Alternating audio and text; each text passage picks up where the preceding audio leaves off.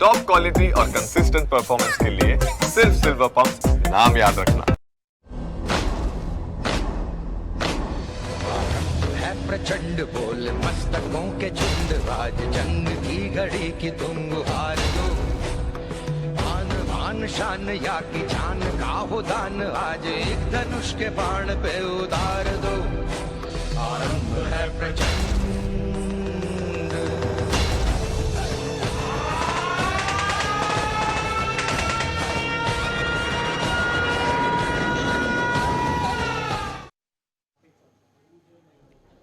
સ્વાગત, હું યશ આપની સાથે એક પછી એક સદંતર ખબરો આ મહાકવરેજમાં અમે આપને દર્શાવી રહ્યા છીએ અને જે રીતે આ કહી શકાય કે ઓપરેશન સિંદૂર છે તેના સતત નવા અપડેટ સામે આવી રહ્યા છે।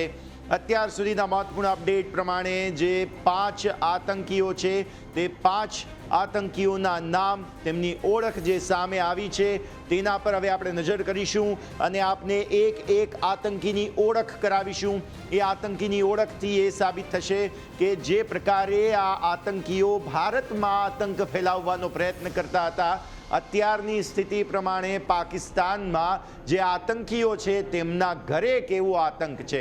મહત્વપૂર્ણ ઇનપુટ અમે આપને બતાવી રહ્યા છીએ। સૌથી પહેલાં તો આ ખબર પર નજર કરો, લેટેસ્ટ અપડેટ જે સામે આવી રહ્યા છે આપ અત્યારે ફિલહાલ નિહાળો। અત્યારે ભારતે જે એર સ્ટ્રાઇક 7 તારીખે કરી હતી, 5 આતંકીઓ ઠાર મરાયા છે, જેમાં ભારતીય સેનાને ખૂબ જ મોટી સફળતા મળી છે। 7 તારીખે કરેલી સ્ટ્રાઇકમાં આતંકીઓ ઠાર મારવામાં આવ્યા। લશ્કરે તૈયબાનો કમાન્ડર અબુ જુંદાલ માર્યો ગયો છે, જૈશ એ મોહમ્મદનો હાફિઝ મોહમ્મદ જમીલ માર્યો ગયો છે, મોહમ્મદ યુસુફ અઝહર ઠાર મરાયો છે। મૌલાના મસૂદ અઝહરનો સાળો મોહમ્મદ યુસુફ અઝહર છે, તેમની તસવીરો પણ બતાવી આપને। અને ત્યારબાદ લશ્કરે તૈયબાનો મોહમ્મદ હસન ખાન પણ ઠાર મરાયો છે।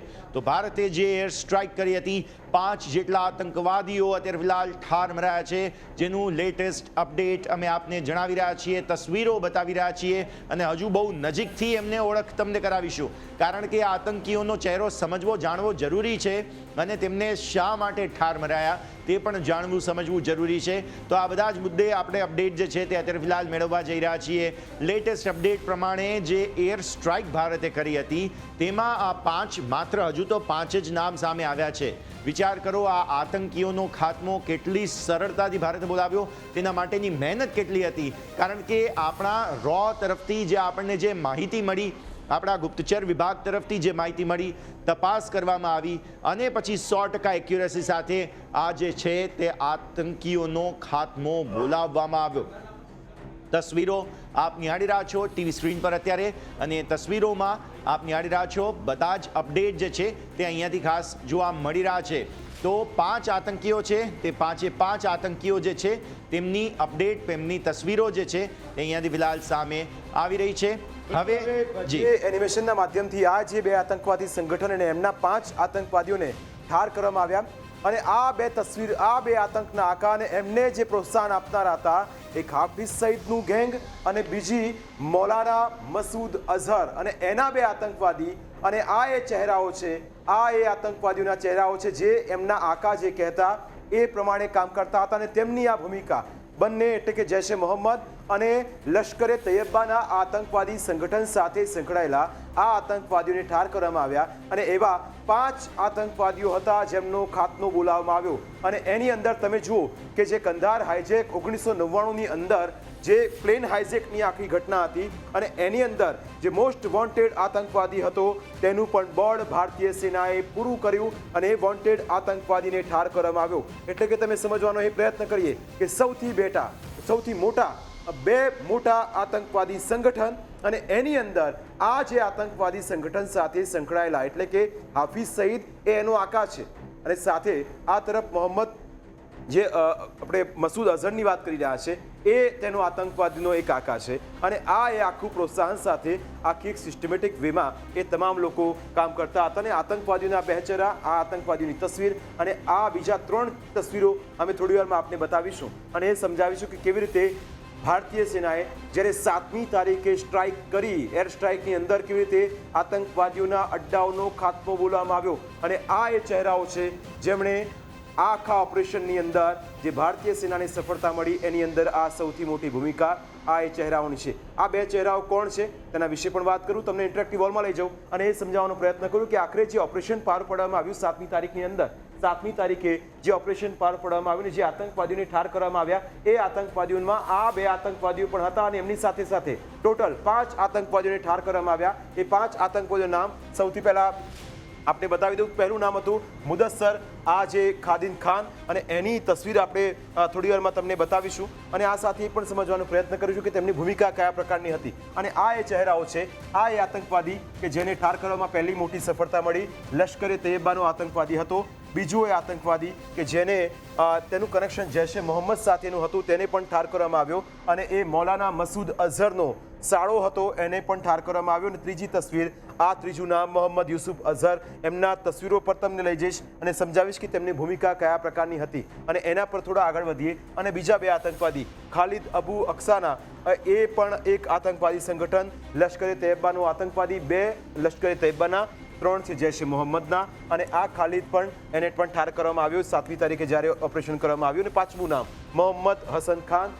કે જે પણ જૈશ એ મોહમ્મદનો એ આતંકવાદી અને કમાન્ડર. આ બધા કમાન્ડર છે. હવે કમાન્ડરની ભૂમિકા આતંકવાદી સંગઠનોની અંદર કયા પ્રકારની હોય એ પણ સમજવા જેવું છે, કારણ કે એક ટોપ કેડર જે હોય એની નીચેની આખી જે કેડર હોય એ આતંકવાદી સંગઠનને ઓપરેટ કરતા હોય. હાફિઝ સઈદ કે મોહમ્મદ મસૂદ અઝહર, એ તમામ લોકો કંઈ એ રીતે પોતાના રોલને નિભાવતા ન હોય, તેમના આદેશ પ્રમાણે નીચેની આખી જે ટુકડી છે એ કામ કરતી. હવે ચહેરાઓ કયા હતા અને આ ચહેરાઓનું આપણે કનેક્શન શા માટે જોવું જરૂરી, કારણ કે આતંકી આ એ અબુ અક્સા છે અને આ બીજી તસવીર છે મોહમ્મદ. આ અબુ અક્સાની તસવીર આપ જોઈ રહ્યા છો. અબુ અક્સાની ભૂમિકા હું તમને સમજાવીશ અને બતાવીશ કે તેની અબુ અક્સાની ભૂમિકા કયા પ્રકારની હતી. અબુ અક્સાનું જ્યારે અહીં તેને ઠાર કરવામાં આવ્યો અને અબુ અક્સાની જે ભૂમિકા હતી એ જ આધારે સતત તેની સામે આ જે આતંકવાદીઓ હતા એ રડાર પર હતા. અને સાથે અહીં એ પણ સમજવા જેવું છે કે આ તમામ ઘટનાક્રમની વચ્ચે જે આતંકવાદીઓને ઠાર કરવામાં સફળતા મળી એની અંદર આ જે અબુ અક્સા છે એની ખૂબ મહત્વપૂર્ણ ભૂમિકા હતી અને છેલ્લા કેટલાય વર્ષોથી આ આતંકવાદી સંગઠન સાથે સંકળાયેલો હતો.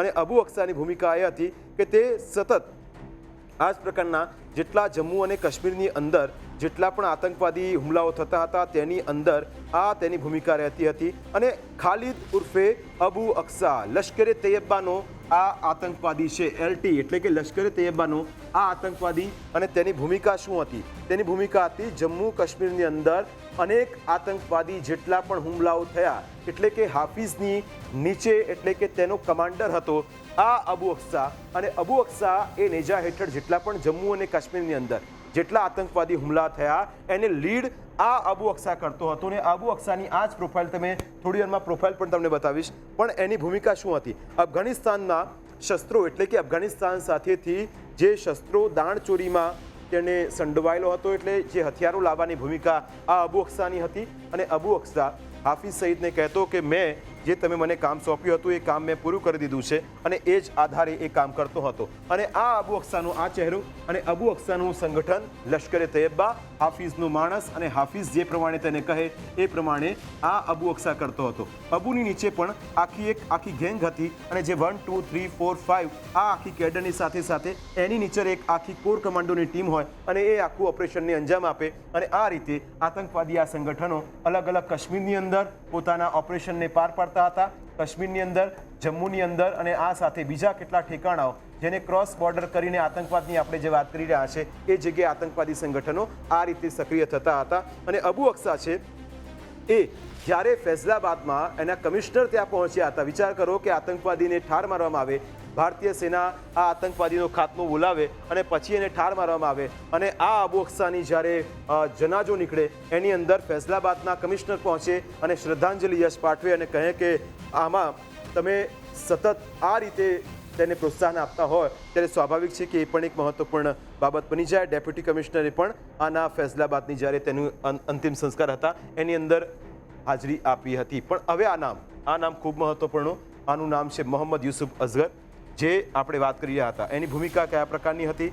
અને જ્યારે આ જે LT અને જૈશ એ મોહમ્મદના જેટલા પણ આતંકવાદીઓ હતા અને એની અંદર જ્યારે આ મોહમ્મદ હસન ખાનની જ્યારે વાત આવતી હોય, મોહમ્મદ યુસુફ અઝહરની વાત આવતી હોય અને એ જેટલા પણ આતંકવાદીઓ છે તેમના આતંકવાદીઓની વાત આવતી હોય અને આ જે મોહમ્મદ સલીમ છે મોહમ્મદ ગોસી સાહેબ જે સંકલન છે તેનું જૈશ એ મોહમ્મદ, અને મૌલાના મસૂદ અઝહરનો આ સાળો છે મોહમ્મદ યુસુફ અઝહર. અને આ જે જૈશ એ મોહમ્મદનું આખું જે આતંકવાદી સંગઠન છે તેનો આ કોર કમાન્ડર હતો, અને આ કમાન્ડર હતો એનું નામ છે મોહમ્મદ યુસુફ અઝહર અઝહર, જે ઉસ્તાદજી તરીકે ઉર્ફે તેને ઓળખવામાં આવતો. મોહમ્મદ સલીમ તરીકે તેની એક ઓળખ હતી, ગોસી સાહેબ તરીકે તેને ઓળખતા હતા લોકો, અને સાથે જૈશ એ મોહમ્મદ સાથે તેનું એક કનેક્શન હતું. હવે મૌલાના મસૂદ અઝહરનો આ સાળો હતો અને શસ્ત્રોની તાલીમ સંભાળી હતી, એટલે કે જેટલા પણ શસ્ત્રો આપવાના હોય, જેટલા પણ એને શસ્ત્ર સરંજામ પહોંચાડવાના હોય, એની સાથે આ જૈશ એ મોહમ્મદનો આ આતંકવાદી અને આનો મોહમ્મદ યુસુફનો મોહમ્મદ યુસુફનો સાળો અને મૌલાના મસૂદની સાથે સાથે સતત સંપર્કમાં રહેતો. જમ્મુ કાશ્મીરની અંદર જેટલા પણ યશ આતંકવાદી હુમલા થયા તેની અંદર પણ આની ભૂમિકા હતી. થોડા આગળ વધીએ અને પ્રોફાઇલ પર જઈએ તો ખ્યાલ આવશે કે કેવી રીતે આ તમામની ભૂમિકા હતી. પણ આની અંદર એક આતંકવાદી જે મોસ્ટ વોન્ટેડ હતો A814 IC814 કંધાર, કે જે 1999ની અંદર એક હાઇજેકની ઘટના, પ્લેન હાઇજેકની ઘટના બની હતી, અને એના જે લશ્કરે તૈયબા, કારણ કે આપણે એ વખતે પણ જેટલા આતંકવાદી સંગઠનો હતા એ એકબીજાની માંગ સાથે એ કરારો કર્યા, અને પછી જે મુસાફરોને હાઇજેક કરવામાં આવ્યા હતા તેમને મુક્તિ મળી હતી. પણ એ પહેલાં એ કંધાર હાઇજેકની ઘટના પર જઈએ એ પહેલાં તમને હું સીધા આ તસવીરો પર એક બતાવી દઈએ અને આતંકીઓની આ જે પ્રોફાઇલ છે એ સમજવાનો પ્રયત્ન કરીએ અને એના પરથી ખ્યાલ આવે. પહેલી તસવીર તમે જોઈ હતી મુદસ્સર ખાદિયાન ખાસની, લશ્કરે તૈયબાનો આ આતંકવાદી. જે તસવીર થોડા હમણાં સમય પહેલાં મેં બતાવી એ લશ્કરે તૈયબાનો આતંકવાદી છે, અને આ મરકઝે તૈયબાનો મુરીદ અકઈનો ઇન્ચાર્જ છે, એટલે કે ઇન્ચાર્જની ભૂમિકા એ પ્રકારની હોય. જેટલા પણ આતંકવાદી હુમલાઓ થાય એ ઇન્ચાર્જ, એટલે કે આ ઇન્ચાર્જ હતો, અને એની નેચર જે આખી ટીમ હતી એ એનું સંચાલન કરતી હતી. આ સાથે પાકિસ્તાનની આર્મી ચીફે પણ તેને શ્રદ્ધાંજલિ આપી હતી, એટલે કે આમિર અને જે ખાસ હતા, અને એ રીતે અહીં એ હાજરી આપવા માટે પહોંચ્યા હતા, કારણ કે દુઃખ ઘણું થયું હતું પાકિસ્તાનને જ્યારે મુદસ્સરનું બોર્ડ પૂરું થયું. સરકારી સ્કૂલમાં આની જે આખી પ્રોસેસ થઈ હતી અને એના આ જ વિગતો સાથે આવી. આ સાથે હાફિઝ મોહમ્મદ જમીલ, જૈશ એ મોહમ્મદનો એક આતંકવાદી, અને આની ભૂમિકા પણ ખૂબ મહત્વપૂર્ણ. અને આ હાફિઝ મોહમ્મદ જમીલ કે જે જૈશ એ મોહમ્મદનો આતંકવાદી મસૂદ અઝહરનો સાળો, અને એની ભૂમિકા શું હતી? યુવાનોને JEMમાં ભરતી કરાવવાનું કામ તેનું હતું, અને આ સાથે તેની જવાબદારી તેણે નિભાવી હતી, અને આતંકવાદીઓને આતંકના પાઠ ભણાવવાનું હાફિઝ મોહમ્મદ જમીલ કામ કરતો હતો. અને આ તમામ આતંકવાદીઓની સાથે સાથે એ અહીં સમજવા જેવું છે કે જેટલી પણ પ્રોફાઇલ આપણે બતાવીએ એની સાથે એ પણ સમજવાનો પ્રયત્ન કરીએ કે આ તમામની વચ્ચે એક નામની ચર્ચા અહીં એટલા માટે કરવી જોઈએ કારણ કે અહીં મોહમ્મદ હસન ખાનની ચર્ચા કરીએ, કારણ કે જ્યારે આ આખો ઘટનાક્રમ થયો અને જ્યારે આ જેટલા રોલ આવ્યા એ આતંકવાદીઓની અલગ અલગ ભૂમિકા હતી, અને એની અંદર આ મોહમ્મદ હસન ખાન પણ હતો. અને આ મોહમ્મદ હસન ખાનની પણ ચર્ચા, કારણ કે એ મુફ્તી અઝહર ખાનનો કાશ્મીરનો ઓપરેશનલ કમાન્ડર છે JEMની અંદર. તે ઓક્યુપાઈડ કાશ્મીર એટલે કે જમ્મુ એન્ડ કાશ્મીરની અંદર આ જે POK છે ત્યાં કોર્ડિનેશન કરતો હતો, અને આતંકવાદીઓની સાથે સાથે ટ્રેનિંગ આપવાની પણ તેની ભૂમિકા હતી. અને અહીં એક નામની ચર્ચા, અને એ નામ છે મોહમ્મદ યુસુફ અઝહર. મોહમ્મદ યુસુફ અઝહરની ચર્ચા, આ મોસ્ટ વોન્ટેડ આતંકવાદીની ચર્ચા એટલા માટે કરવી જોઈએ કારણ કે આ આતંકવાદી આપણું જે IC814નો જે આતંકવાદી હતો અને મોસ્ટ વોન્ટેડ આતંકવાદી હતો, એ આખી ઘટના શું હતી? એ ઘટનાની અંદર મોહમ્મદ યુસુફ અઝહરનો ભૂમિકા કયા પ્રકારની હતી? વોન્ટેડ એક આતંકવાદી, અને એની ભૂમિકા હતી IC814 કંધારનો જે હાઇજેકની આખી ઘટના હતી તેની અંદર આખી તેની ભૂમિકા હતી. કંધારની અંદર 1999માં શું થયું હતું, ત્યારે કેવી રીતે આ લોકોએ આતંકવાદીઓએ પોતાની એક અરજ મૂકી હતી, અને એ કમ્યુનિકેશન સાથે કયા પ્રકારની ઘટના પ્રકાશમાં આવી હતી એના વિશે પણ વાત કરીશું. સાથે એ સમજવાનો પ્રયત્ન કર્યું છે આખું આ જે ઓપરેશન હતું એને, એટલે કે IC814 આતંકવાદી જે હતો એનું નામ છે મોહમ્મદ યુસુફ અઝહર. તેની ભૂમિકા શું હતી?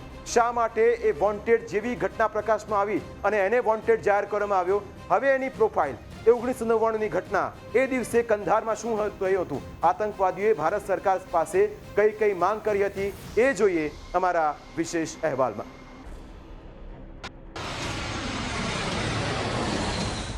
તારીખ 24 ડિસેમ્બર 1999, જગ્યા Tribhuvan international airport, Nepal.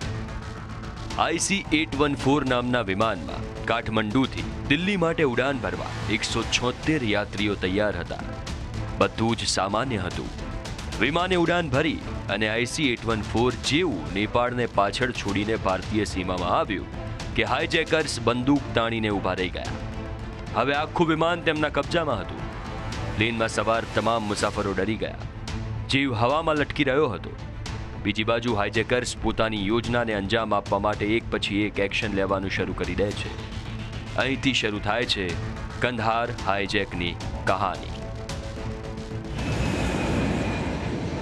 Good evening, this is your captain speaking. I regret to inform you कि ये प्लेन हाईजैक हो चुका है. સાંજનો સમય હતો. વિમાન ભારતીય સીમામાં પહોંચતા જ હાઈજેકર્સનો આતંક પણ શરૂ થઈ ગયો. અચાનક એક આતંકી કોકપિટમાં ઘૂસ્યો અને પાયલટે તેની તરફ જોયું. તેને જોઈને જ પાયલટ સમજી ગયો કે સ્થિતિ એટલી હદે વણસી ગઈ છે. હાઈજેકરે મંકી કેપ પહેરેલી હતી. ચહેરા પરથી તેને ઓળખવો અશક્ય હતો. તેના એક હાથમાં રિવોલ્વર અને બીજા હાથમાં ગ્રેનેડ હતો. અચાનક જ હાઈજેકર્સ જાહેરમાં ધમકી આપે છે કે કોઈ હોશિયારી ના વાપરતા અને કોઈ પોતાની જગ્યા પરથી હલતા નહીં. વિમાન અમારા કબજામાં છે. આતંકીઓએ ધમકી આપી કે કોઈ ચાલાકી કરશે તો સારું નહીં થાય. સાંજના 5 વાગે તે પહેલાં તો વિમાન હાઈજેક થઈ ચૂક્યું હતું. મુસાફરોને માર મારવામાં આવ્યો અને તણાવ વધી ગયો. આ પાંચેય હાઈજેકર્સ નેપાળના કાઠમંડુથી જ્યારે આ વિમાન ઉડાન ભરે છે એની 30 થી 40 મિનિટ પછી જ હાઈજેકિંગ શરૂ કરે છે. 2 ટિકિટો જે ખરીદાણી હતી તે ફર્સ્ટ ક્લાસની હતી. 3 ટિકિટો એક ટ્રાવેલ એજન્સીના મારફતથી જે ખરીદાણી હતી તે ઇકોનોમી ક્લાસની હતી. કહેવામાં આવે છે કે ભારતનો દુશ્મન અને મોસ્ટ વોન્ટેડ ક્રિમિનલ એવો દાઉદ ઇબ્રાહીમ અને તેનું નેટવર્ક તેમણે મદદ કરી હતી આ ટિકિટ્સ ખરીદવામાં. આ બધાની વચ્ચે કહાનીમાં મોટો વળાંક ત્યારે આવ્યો જ્યારે એવી ખબર પડી કે વિમાનમાં એટલું ઈંધણ જ નથી કે હાઈજેકર્સ પોતાના ઈરાદાઓને પાર પાડી શકે. જો કે મુસાફરોના જીવ તાળવે ચોંટેલા હતા, કારણ કે જમીનથી હજારો ફૂટ ઉપર વિમાનમાં તેમનો જીવ અટકેલો હતો. ગમે ત્યારે ગમે તે થઈ શકે તેવી સ્થિતિ હતી. તેવામાં હાઈજેકર્સે વિમાનને દિલ્હીથી પાકિસ્તાન ડાયવર્ટ કરવાનું કહ્યું. વિમાનને થોડા સમય પહેલા અમૃતસર અને પછી લાહોર મોકલવામાં આવ્યું. પાકિસ્તાન સરકારની મંજૂરી વિના ફ્લાઇટ લાહોરમાં રાત્રે 8:07 ઉતરી અને પછી દુબઈ માટે ઉપડી ગઈ. દુબઈમાં ઈંધણ ભરવામાં આવ્યું અને 28 યાત્રીઓને ઉતારી દેવામાં આવ્યા, જેમાં મોટાભાગે મહિલાઓ અને બાળકો હતા. સાથે એક ઇજાગ્રસ્ત મુસાફર પણ હતો, જેની હાઈજેકર્સ સાથે મારામારી થઈ હતી. કમનસીબે તેનું મોત થઈ ગયું હતું. કહાનીમાં આગળ વધી તો દુબઈથી વિમાન અફઘાનિસ્તાન પહોંચ્યું. અફઘાનિસ્તાનના કંદહાર એરપોર્ટ ઉપર પાકિસ્તાની ગુપ્તચર એજન્સી ISI ની નિગરાની નીચે આ પ્લેન અને આ બધી ગતિવિધિઓનું હાઈજેકિંગ એ બનવા પામ્યું. આ હાઈજેકિંગ દરમિયાન આ પાંચેય હાઈજેકર્સ કે જેમની પાસે એક જેવા હથિયારો હોવાની વાત હતી, તે લોકો પ્લેનમાં રહેલ લગભગ 180 થી વધારે પેસેન્જર્સને, સ્ત્રીઓ અને પુરુષોને અલગ કરવાની વાત કરે છે. એમને જમવાનું આપતા રોકે છે, ક્યારેક આપે છે, ક્યારેક નથી આપતા.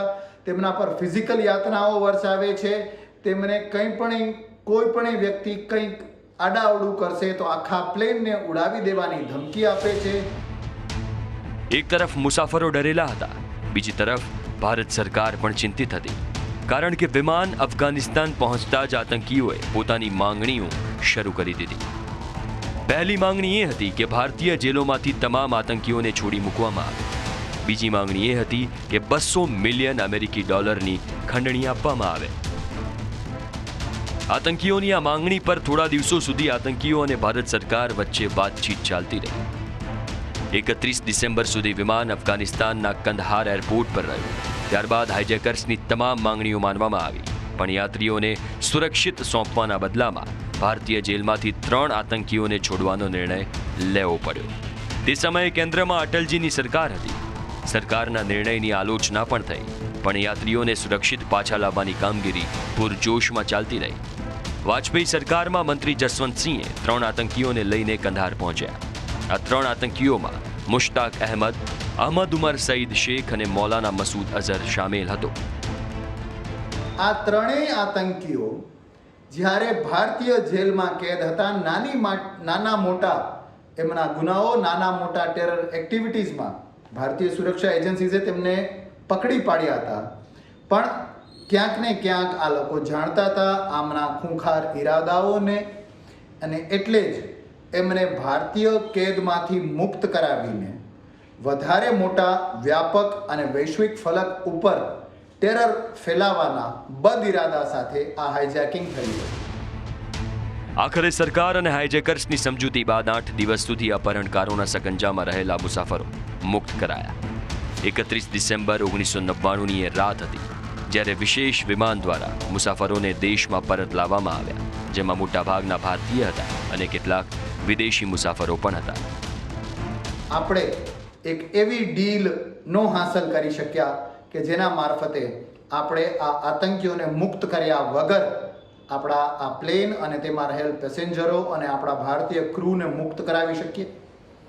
એક પેસેન્જર એમનો જીવ પણ ગુમાવ્યો, કેટલાય લોકો ઇન્જર્ડ પણ થયા, અને અંતે કંધારમાં આ 3 આતંકીઓને છોડી અને તેના બદલામાં આપણે આપણા ભારતીય નાગરિકો, પેસેન્જર્સ અને ક્રૂનો જીવ જાણે ખરીદ્યો હોય તેવી રીતે આપણે ખરીદવા માટે બાધ્ય થયા. આ ઘટનાએ આખા ભારતને હચમચાવી દીધું હતું. ફક્ત ભારત જ નહીં, આખી દુનિયામાં આ સૌથી મોટા અહેવાલ હતા. ભારતમાં વિરોધ પ્રદર્શનો શરૂ થઈ ગયા હતા. સરકાર તણાવમાં હતી. તે સમયે હાલના રાષ્ટ્રીય સુરક્ષા સલાહકાર અજીત ડોભાલ પણ ઓપરેશન કંદહારનો ભાગ હતા. Bureau report, news capital. તો આપે અત્યારે નિહાળી એ ખાસ અમારી રજૂઆત, જેમાં મોહમ્મદ યુસુફ અઝહરે જે સમગ્ર પ્લાનિંગ કર્યું, કંદહારમાં પ્લેન હાઇજેક કર્યું અને ત્યારબાદ અને આપણે જે છે તે મોહમ્મદ યુસુફ અઝહરની હવે વિગતો જે છે તે જાણીએ. ફરી એકવાર જીગર આપના પાસે આવીએ. બિલકુલ 24 ડિસેમ્બર 1999નો એ દિવસ હતો અને આ દિવસે આખું એક જે ઘટના પ્રકાશમાં આવી અને એની અંદર આ એક મોટી ભૂમિકા આતંકવાદીની હતી. અને મોહમ્મદ યુસુફ અઝહરની આપણે જ્યારે વાત કરતા એ મોસ્ટ વોન્ટેડ હતો. 24મી ડિસેમ્બર હતી યશ, અને આ એક એ સમય અને આ સમયના દિવસે 1999ના દિવસે 176 મુસાફરો સાથેનું એક આ વિમાન દિલ્હીથી ઉડાન ભરીને કાઠમાંડુ જઈ રહ્યું હતું. અને એ સમયે આ IC-814નું નામનું આ એક આપણી એરલાઇન્સનું આ જે વિમાન હતું, ઇન્ડિયન એરલાઇન્સનું, અને એની અંદર આ જે નેપાળને પાછળ છોડીને ભારતીય સીમાને પ્રવેશ્યું કે હાઇજેકર્સે બંદૂક તાણીને ઊભા રહી ગયા હતા. એટલે કે આ વિમાન કાઠમંડુથી દિલ્હી માટે ઉડાન ભરવા 176 મુસાફરો લઈને જ્યારે વિમાન નીકળ્યું અને એની અંદર આ જે મોહમ્મદ યુસુફ હતો એ પણ એક મોસ્ટ વોન્ટેડ હતો અને આના ઓપરેશન હેડની જવાબદારી IC-814ની આને સોંપવામાં આવી હતી. એ કંધાર આખો જે હાઇજેકનો ઘટનાક્રમ હતો એની તસવીર પણ હું બતાવીશ કે 1999ને 24મી ડિસેમ્બરની એ રાત, એ આખો ઘટનાક્રમ અને કેવી રીતે ભારતે આખા ઘટનાક્રમની અંદર પછી કેવી રીતે કમિટમેન્ટ કર્યા, કેવી રીતે મુસાફરોના જીવ બચાવવા જરૂરી હતા અને એ સમજવા જેવું છે. પણ જ્યારે હાઇજેકર્સ આવ્યા અને આખો આ ઘટનાને અંજામ આપ્યો અને તસવીરો જ્યારે સામે આવી યશ, તો ખૂબ જ ચોંકાવનારી હતી. અને અંદર મોહમ્મદ યુસુફ અઝહર પણ સૌથી મોટો એક આતંકી જે હતો. અને આ કંધાર જે 1999ના એ 24મી ડિસેમ્બરે હાઇજેક થયું હતું, એ આ કંધાર અને આ એ આતંકવાદીઓ, તમે તસવીરો જુઓ એ વખતે કેવી રીતે આખી સિસ્ટમને આતંકવાદીઓએ પોતાના કબજામાં લીધી હતી. આ એ ઇન્ડિયન એરલાઇન્સનું આ વિમાન હતું અને એ હતું IC-814 અને આ વિમાનની અંદર ઉપસ્થિત હતા 176 જેટલા મુસાફરો. આ મુસાફરો આ વિમાનની અંદર હતા અને આતંકવાદીઓ આવે છે અને આખા આ ઘટનાક્રમને અંજામ આપે છે. અને આ આતંકવાદીઓ બસ આ જ રીતે, ડરનો માહોલ હતો. પ્લેનની અંદર એક મૂવી પણ આના પર બની, યશ આપણે યાદ હોય તો.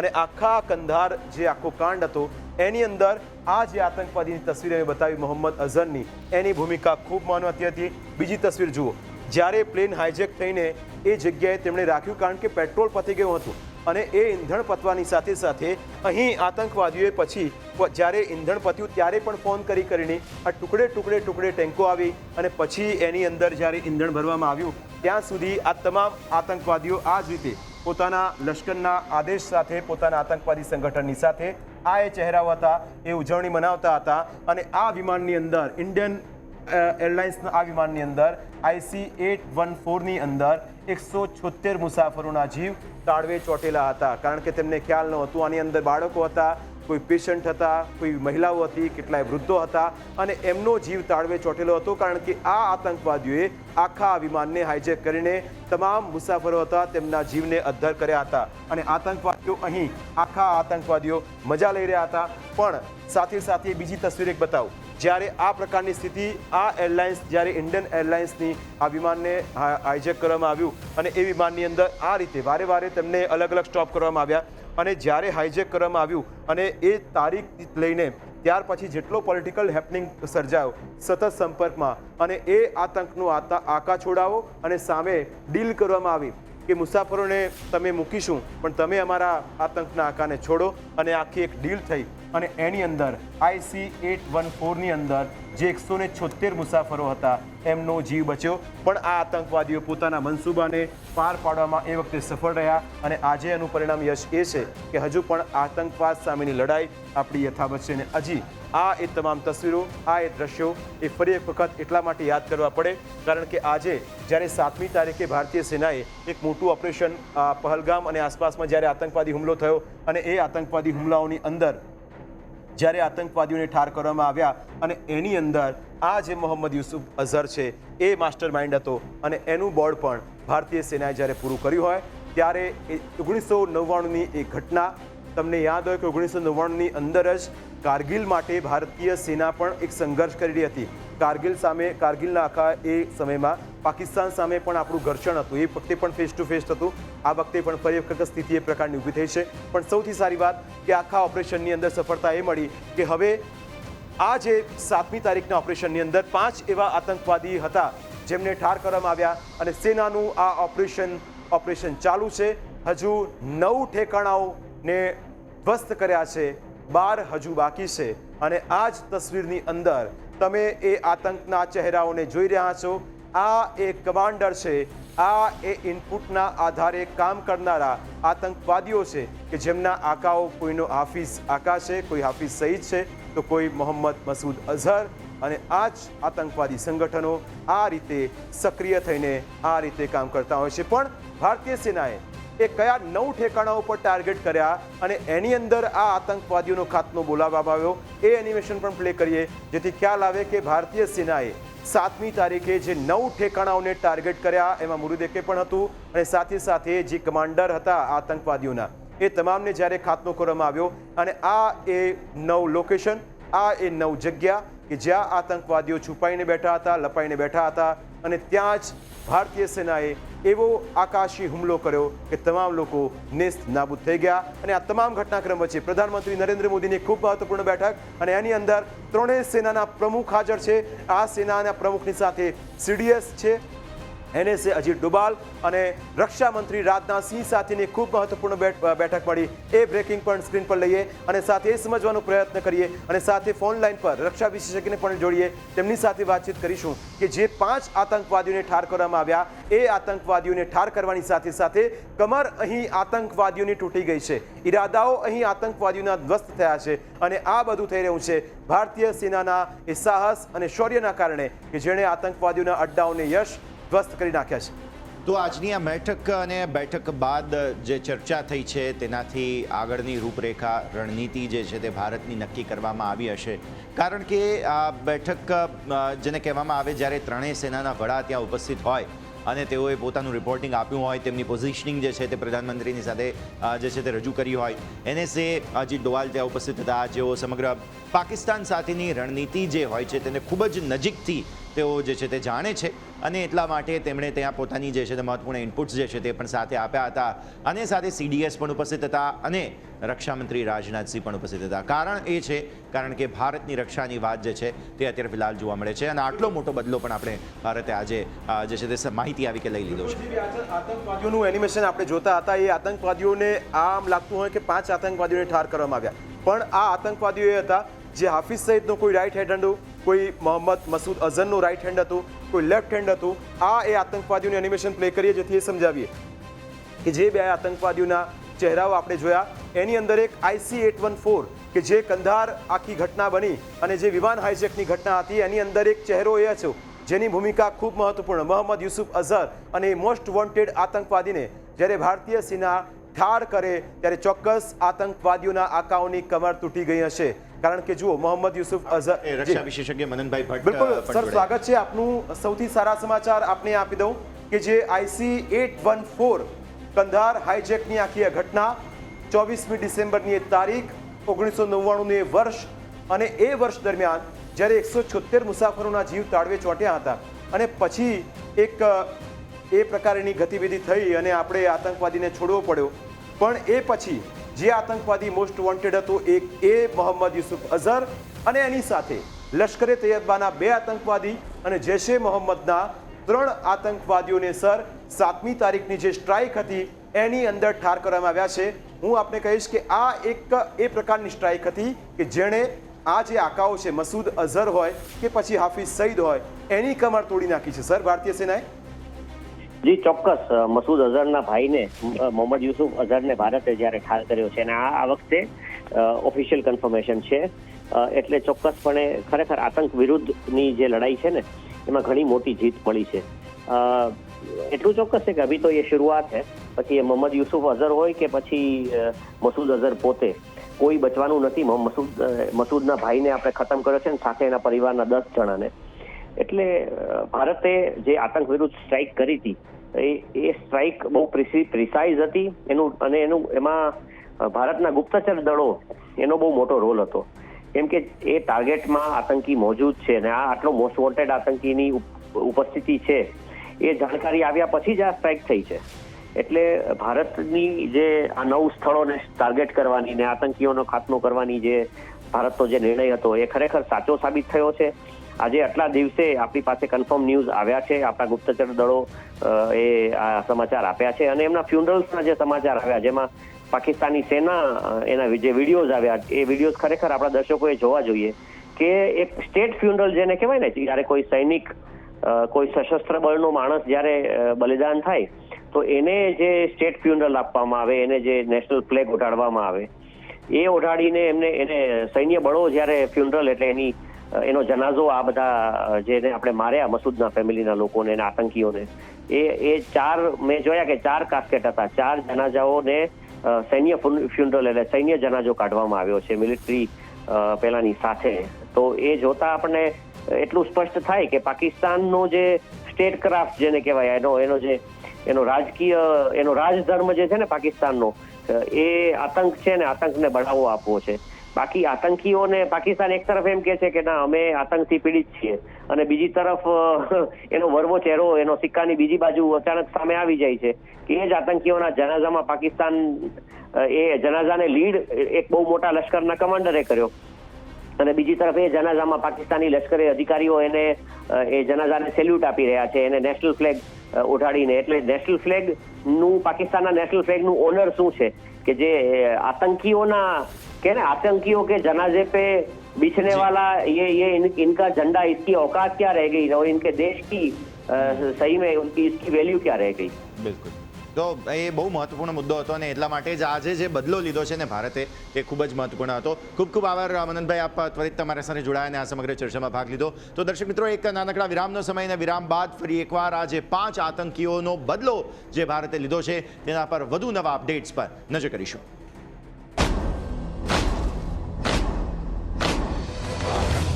प्रचंड बोल मस्तकों के झुंड, राज जंग की घड़ी की तुम हार दो.